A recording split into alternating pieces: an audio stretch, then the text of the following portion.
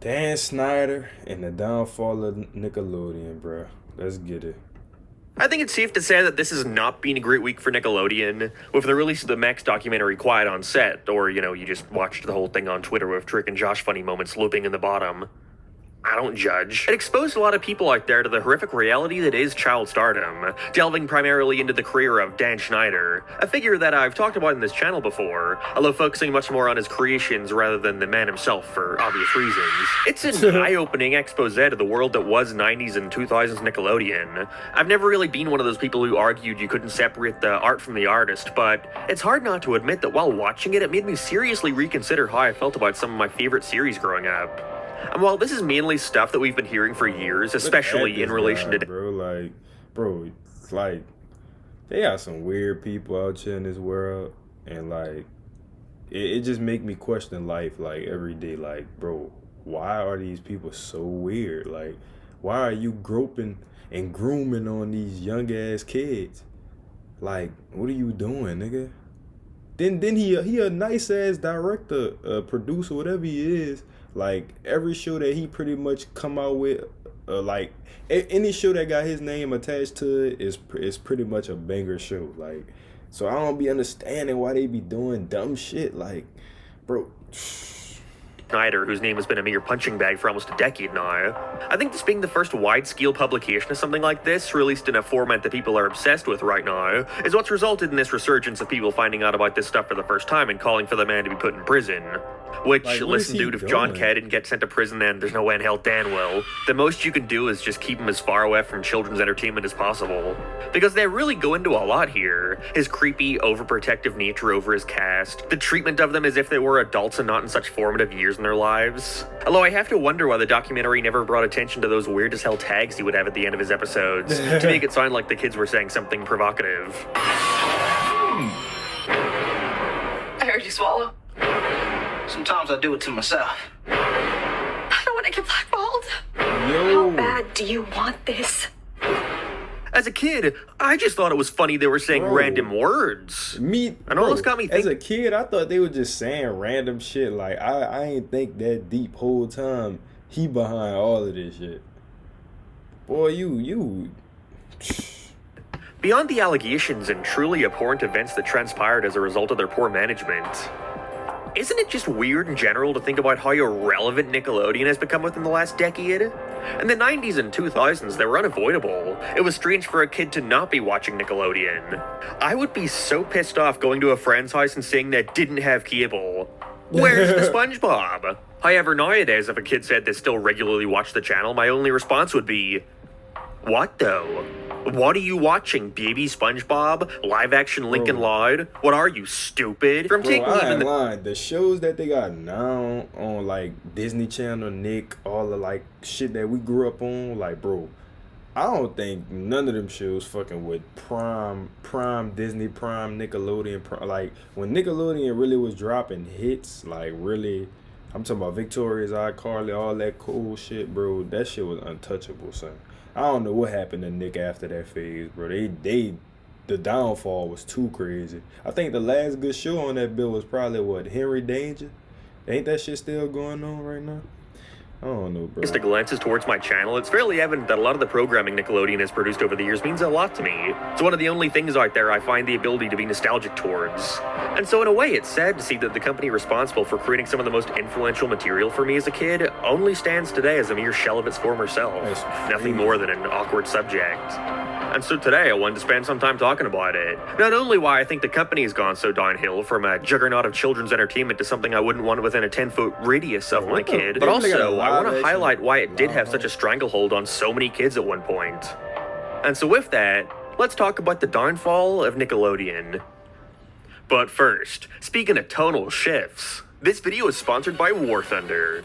War Thunder is a radical free-to-play multiplayer action game where you can use vehicles, aircrafts, even naval vessels to fight. I gotta skip the sponsorship, fam.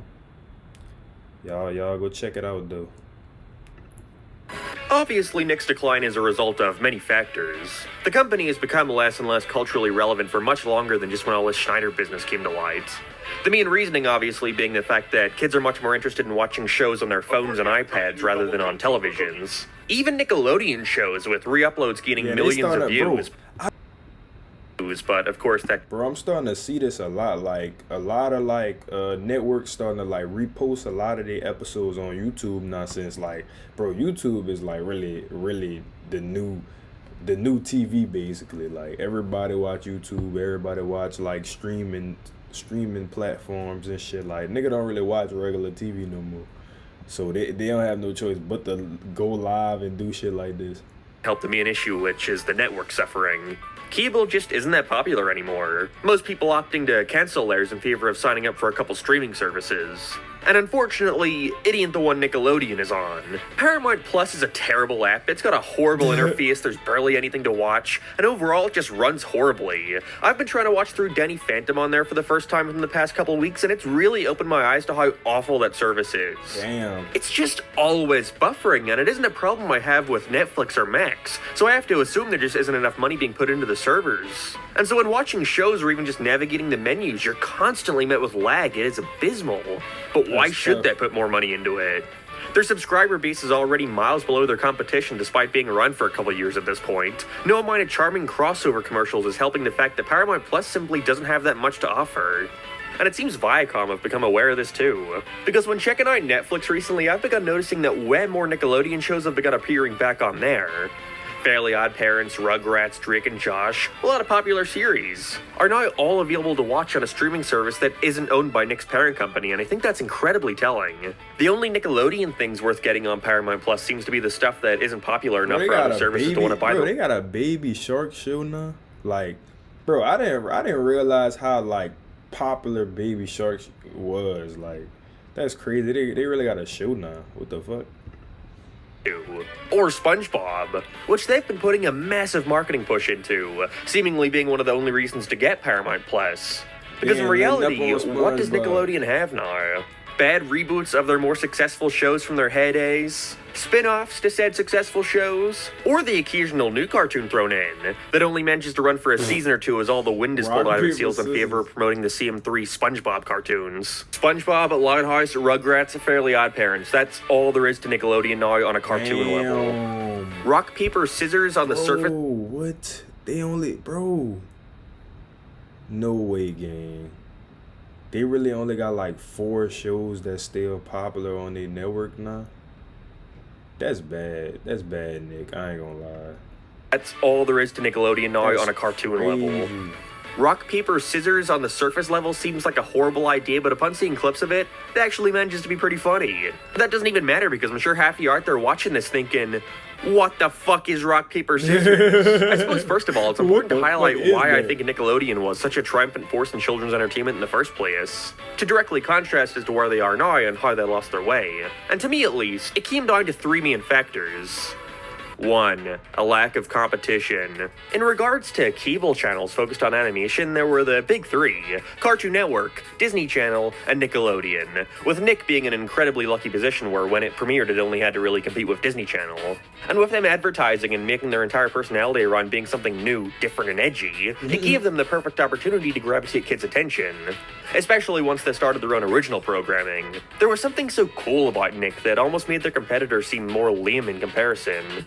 Why watch Mickey Mouse when you could watch Ren and Stimpy? Reminds me a lot of the Sega versus Nintendo stuff that was happening at the exact same time. Wow. For me personally, I was glued to Nickelodeon 95% of the time as a kid. The only Disney cartoon I had any interest in was Phineas and Ferb, and I kept confusing Cartoon Network with Boom. I ain't gonna cap, bro. I still, to this day, got Disney over Nick and Cartoon Network. Don't get it twisted. Them 2 other networks is fire. Like, Nick fire, Cartoon Network fire. But I always, like, kind of gravitated towards, like, Disney more for some reason. Like, Disney really got so many fucking hits, bro. Like, they damn near barely was, like, I don't even think they really was missing at one point. Like, when they was really in their prime, like, every show on that bitch was damn near good. Like, but nah, that's crazy though. I was always a Disney nigga. Y'all comment below what type of nigga y'all was. Like, Was y'all Nick? Was y'all Cartoon Network? Comment below. Assumed they just played lame old people shows, and so Nick kept all my attention. 2. Nickelodeon was fun. They prided themselves on being a network for kids by kids. Of course, that wasn't true, but it's the image they successfully gave off to their viewers, showing kids the stuff they wanted to see, mainly focusing on gross art and stuff more relatable to them. Not only through its programming, but just the network as a whole had such a fun vibe to it. The unique bumpers and advertisements, you had Nick.com and magazine, which made Nickelodeon something you could follow along with, make it a part of your everyday. Now, of course, a large focus of this was for money-making purposes, making sure your kid always had another opportunity to support the company, but they made doing that engaging. Sadly, the magazine industry is something that also suffered from the rise of the internet, and along with that, folks have become much more accustomed to getting their entertainment from the same 3 or 4 social media websites. I can't imagine many kids today seeking out the current Nick.com. It's a lot of stuff outside of their control, and that's a shame. But unfortunately, this third factor was mainly a result of poor management. 3. Nickelodeon had good shows. Dated in a lot of cases, but the simple truth is, Nickelodeon used to stay up to date with a consistent string of quality. Bro, what was y'all favorite Nick show, bro? Like, y'all comment that below too. Also, what's your favorite Nick show? I ain't lying. My favorite is Drake and Josh, probably. I'll name like a couple: Drake and Josh, Big Time Rush, iCarly. What else? That's three, but it's a couple of more shows that I fuck with too heavy. Zoe 101, like it's hella shit, but it's a lot to name. Usually releasing 2 to 3 new series every year. Now, not all of them were hits, but at a certain point they were releasing at such a rate that there was always something to look forward to. And at least every now and then when they did release a piece of shit, you at least had confidence in there being one show that you wanted to watch on there. You know, if my options were to sit through half an hour of mediocrity to get to the stuff I wanted to see, or, I don't know, kick a ball outside, then sign me up for Fanboy and Chum Chum, let's go, I'll power through it. This time, 20 years ago, Nickelodeon was getting ready to release Danny Phantom, one of their most iconic series of all time, with the character still being remembered fondly to this day. So much so that it was recently continued in graphic novel form. What is Nick putting out this year? Well, again, Rock, Paper, Scissors. A show that, again, seems alright. But I think it's safe to say that it is not going to be anywhere near as well remembered as the stuff they used to put out. And let me tell you something about Nickelodeon, and I won't let them censor this.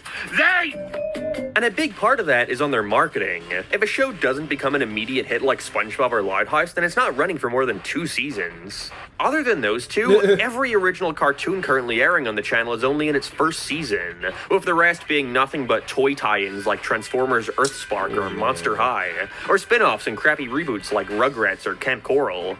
Stuff designed for the sole purpose of keeping a franchise relevant with something new and exciting, so it doesn't just seem as if they've been putting all their attention into the same 2 shows for the past decade. Which they have.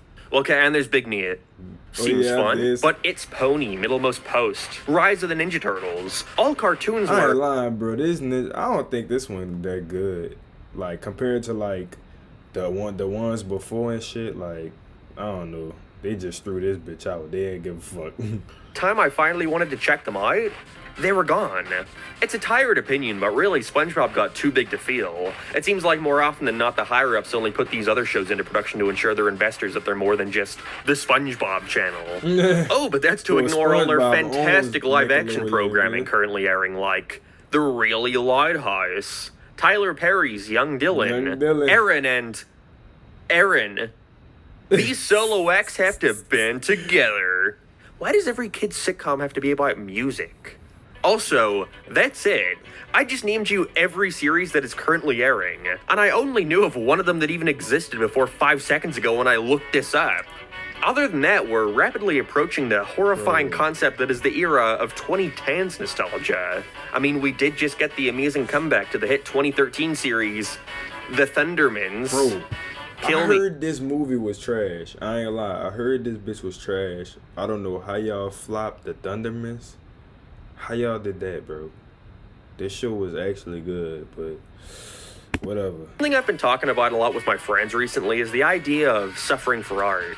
Dan Schneider is evidently a pretty terrible human being, but let's be real, he made some good shows. No cap, though. Not just for kids either. My grandmother would watch iCarly and Drake and Josh with us and keep up with the plot points. No cap, There was though, something bro. about his humor. Grams used to be, bro, we used to come home from school, everything, bro. We all on the couch just chilling, watching that shit. That's why I say that's one thing you can't take away from Dan. Damn near every show he, like, worked on or produced, that bitch was fire. I ain't gonna cap. Style of comedy that just appealed to people. At the very least in a way that didn't come off as if it were talking down to its audience. Do these shows, being so iconic and well-remembered, justify that? No. Not even gonna entertain that thought. The world could have survived without the Amanda Show if it meant these kids didn't have to be emotionally abused on set. My thought process always comes to the fact that these people talk about Dan's work while ignoring what he was producing before getting fired in the kindest way possible. I wish YouTube would give me a $7 million check when I decide to stop uploading. Henry Danger, What? Game Shakers, animated Henry Danger. I grew up watching Amanda Show, Drake and Josh, iCarly, Victorious, even Sam and Cat for as briefly as it aired. I could tell by the time this shit aired, I was disinterested. Yeah. He lost his touch. I also don't find it to be a coincidence that Nickelodeon only decided to get rid of the man when he stopped bringing them hit shows. But to come back to the topic of Dan choosing not to talk down to his audience, I really think that is the main factor as to why his shows were so popular. But also, what truly marked Nickelodeon's downfall. And it's that they lost sight of their target demographic. Kids. Growing up in this era, it felt like Nick and Disney Channel were always having such a pissing match with each other to see who could produce the more popular sitcom. No cap, and more dude. importantly, who could appeal most to the frightening demographic that is tweens. Nick completely rebranding in 2010 to remove all the fun and charm from their presentation in favor of something sleeker and more cool. With the vice president at the time claiming it to highlight a new focus for the network. And it's no secret what that new focus was. Disney had struck gold with Hannah Montana, and with that, Dan eventually tried his hand at his own teen girl who sings sitcom. Literally every single kid's sitcom under the sun at that time tried to make their character a singer, even though it had no basis in the pre-established setup. Wizards, Sunny with a Chance, even iCarly for a little bit. No cap, After though. Hannah Like, that's something I never noticed with these networks. They do promote, like, music a lot. Like, most of these shows be based off music. It's like they be trying to kickstart a lot of these, like, actors and actresses, like, music careers, basically. Like, they just put them in position to win in music, basically. Because I ain't lie, a lot of actors and actresses be, like, talented in music. Like, no cap. Like, I noticed that shit. However, it seemed like Disney had lost the marathon. None of their sitcoms reaching anywhere near the success of Dan's, apart from arguably Wizards and maybe Sweet Life on Deck, but I'd argue that was a massive downgrade compared to the original. They still had successful shows, don't get me wrong. I remember Austin and Ally sticking around for a while. But it definitely seems like Nickelodeon's attempts stuck more with kids. And ironically, I think that came down to the adult nature of it. Tweens are in that awkward stage where they want to seem older. They don't want to be seen watching SpongeBob, but they also still watch Nickelodeon. Exactly. And so Dan had creepily perfected the art of pushing the boundaries for what was acceptable for kids. Just enough to appeal to them. It made Victorious and Sam and Cat especially seem so much older and more mature compared to your average kids sitcom. Sam and Cat literally had a fucking Breaking Bad parody and they got away with it. Why? That's Because crazy. Dan could do whatever the fuck he wanted. Are they really gonna question him? Nickelodeon worshipped the man. But as a result of that temporary success that couldn't be replicated after the man clearly ran out of steam, what was Nick left with? Their tween audience has been alienated Game because they shit. don't want to 'Cause I watch a show remember about game four shit, annoying bro. I kids used becoming... to have his app downloaded on my phone, bro. Like, Skywell, bro. That's crazy. That shit.